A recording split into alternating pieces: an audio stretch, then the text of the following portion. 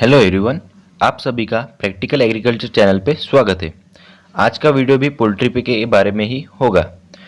पिछले वीडियो में हमने पोल्ट्री बिजनेस के बेसिक रिक्वायरमेंट, फीड और पहला वैक्सीनेशन देखा था और आज के इस वीडियो में मैं आपको इनका दूसरा वैक्सीनेशन, शेड, ड्रिबिकर इंस्ट्रूमेंट और इनका न्यूट्रिशनल इंपॉर्टेंस बताने वाला हूँ।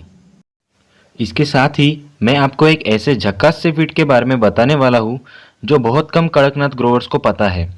इसके लिए इस वीडियो को आखिर तक ज़रूर देखना और कमेंट करके बताना कि आपको ये वीडियो कैसा लगा।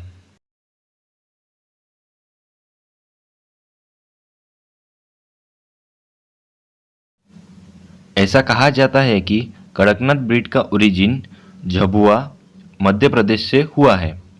इस चिकन को इसकी बेस्ट न्यूट्रिशनल क्वालिटी की वजह से ज्योग्राफिकल इंडिकेशन टैग भी दिया गया है। तो कड़कनाथ इस शब्द का मतलब है हार्डनेस यानी कठोर, जो शरीर में ताकत बढ़ाता है। तो अब आते हैं इनके न्यूट्रिशनल इंपॉर्टेंस पे और सबसे पहले बात करते हैं इनके फैट परसेंटेज के बारे में। कड़कनाथ ब्रीड में फैट परसेंटेज नॉर्मल ब्रीड्स के मुकाबले कम होता है, जो कि अच्छी बात है।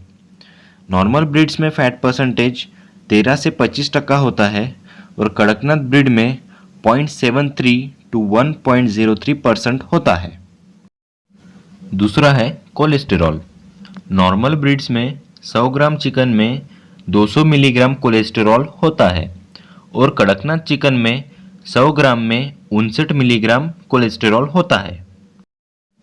नेक्स्ट है सबसे इम्पोर्टेंट न्यूट्रिएंट जो है प्रोटीन।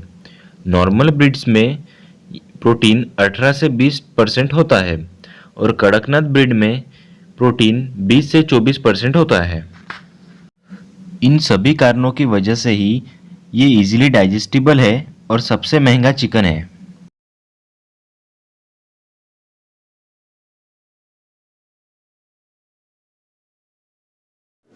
अब दिखाते हैं आपको शेड। पिछले वीडियो में आपको जो शेड स्ट्रक्चर दिखाया था वो एक टेम्परेरी स्ट्रक्चर था, लेकिन आपको जो स्क्रीन पे दिखाई दे रहा है ये प्रोफेशनल शेड है। बस इसमें एक कमी है कि इसकी हाइट कम है। इसकी रिकमेंडेड हाइट ऑलमोस्ट 14 फीट रहती है। आप देख सकते हैं कि ये पूरा शेड दीवार से कवर्ड नहीं है। दीवार की हाइट 3 फीट है और बाकी स्ट्रक्चर को जाली लगी हुई है। ये जाली इसलिए लगाई जाती है कि अमोनिया की स्मेल जल्दी बाहर निकले और शेड के अंदर हेल्दी एयर आए। इसे एक और छोटी सी जाली लगाई हुई है जो बड़े इंसेक्ट को अंदर आने से रोकता है। अब आपको अंदर से शेड दिखाते हैं। जो प्रोफेशनल शेड होता है उसमें फीडर और ड्रिंकर हैंगिंग सिस्टम से लगाए जाते हैं, यानी ग्राउंड लेवल से ऊपर। हैंगिंग सिस्टम का ये एडवांटेज है कि इसमें फीड और वाटर का वेस्टेज नहीं होता है। अगर फीडर और वाटर हम ग्राउंड पे रखते हैं तो ये बर्ड्स अपने पैरों और चोंच से इसे नीचे गिरा देते हैं। आप स्क्रीन पे देख सकते हैं कि इसे किस तरह हैंगिंग सिस्टम से रखा गया है। एक्चुअली जो प्रोफेशनल शेड होता है वो फुल्ली ऑटोमेटिक होता है। उसमें वाटर भी ऑटोमेटिकली भरा जाता है, लेकिन उसके लिए ऊपर वाटर टैंक फिटेड होनी चाहिए और ड्रिंकर को पाइप्स कनेक्ट किए जाते हैं और फिर वाटर ऑटोमेटिकली ग्रेविटेशनल प्रिंसिपल से भरता रहता है। तो ये है अपनी सेकेंड बैच जो 14 डेज ओल्ड चिक है। इनका पहला वैक्सीनेशन लासोटा का हुआ है जो हमने पहले वीडियो में दिखाया हुआ है। जब ये 6 डेज ओल्ड थे तभी हमने इन्हें लासोटा की वैक्सीन दी थी। आज इनका दूसरा वैक्सीनेशन है जो गंबोरो वैक्सीन का है, जो 14 डेज ओल्ड चिक्स को दिया जाता है।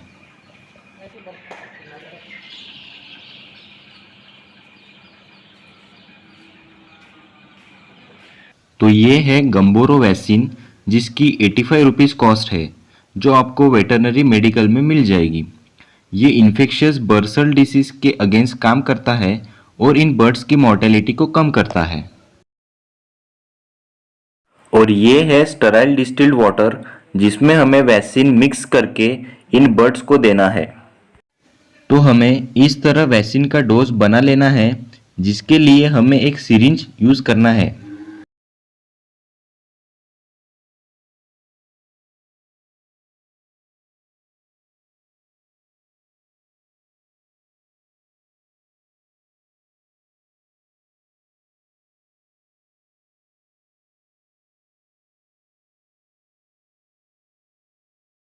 पहली वैक्सीन हमने इनके एक आंख में दी थी, जो सिर्फ 6 डेज ओल्ड तक दी जा सकती है। तो ये गंबोरो वैक्सीन हमें इन्हें पिलाना है। इसके लिए हमने इसकी चोंच वैक्सीन में डुबाना है और इसे पीने देना है। लेकिन याद रहे, वैक्सीनेशन देने से पहले हमें सुबह से इन्हें पानी बिल्कुल नहीं देना है, जिसकी वजह से इन्हें प्यास लगेगी और फिर ये इजीली वैक्सीन पी जाते हैं। ये है अपनी फर्स्ट बैच जो 53 डेज ओल्ड बर्ड्स है और इनका वेट ऑलमोस्ट 700 ग्राम्स हो चुका है। जैसे जैसे ये बड़े होते हैं इनमें फूड कंपटीशन बढ़ता है और ये अपने चोंच की मदद से एक दूसरे पर अटैक करते हैं। इसलिए जो प्रोफेशनल पोल्ट्री फार्म्स है वहाँ पर इनका डी बिकिंग किया जाता है। तो ये है डी बिकर इंस्ट्रूमेंट, जहाँ ऊपर में इसके हीट एडजस्टिंग वॉल लगा होता है और नीचे एक ब्लेड होता है जो हीट किया जाता है और जिसकी मदद से इनके चोंच की टिप काटी जाती है। एक्चुअली ये मैनुअली ऑपरेटेड मशीन है जिसे नीचे एक पैडल लगा होता है और उस पैडल को पैर से प्रेस करने के बाद ब्लेड नीचे आता है और इन बर्ड्स की चोंच कट जाती है। तो अभी हम एक बर्ड का डीबिकिंग करके दिखाते हैं। सबसे पहले हमें इनकी चोंच उनके साइज के हिसाब से इन होल्स पे एडजस्ट करना है। याद रहे, हम सिर्फ इनकी टिप काटना चाहते हैं, इसीलिए सही होल्स चुनना ज़रूरी है। अगर इसकी ज़रूरत से ज़्यादा चोंच कट जाती है तो इसे ब्लीडिंग भी हो सकती है। ऊपर वाला ब्लेड हीट होने के बाद हमें पैडल प्रेस करके इनकी चोंच काटनी है। तो वीडियो की शुरुआत में मैंने जिस फीड के बारे में बोला था वो है नीम के पत्ते। बहुत कम लोगों को पता होगा कि कड़कनाथ ब्रीड को नीम के पत्ते खाना पसंद है। ये नीम के पत्ते इनकी बॉडी डिटॉक्स करता है। हमें इन्हें नीम के पत्ते दिन में एक बार देना है। अगर आपको वीडियो पसंद आया है तो लाइक, शेयर और सब्सक्राइब ज़रूर करना। Thank you.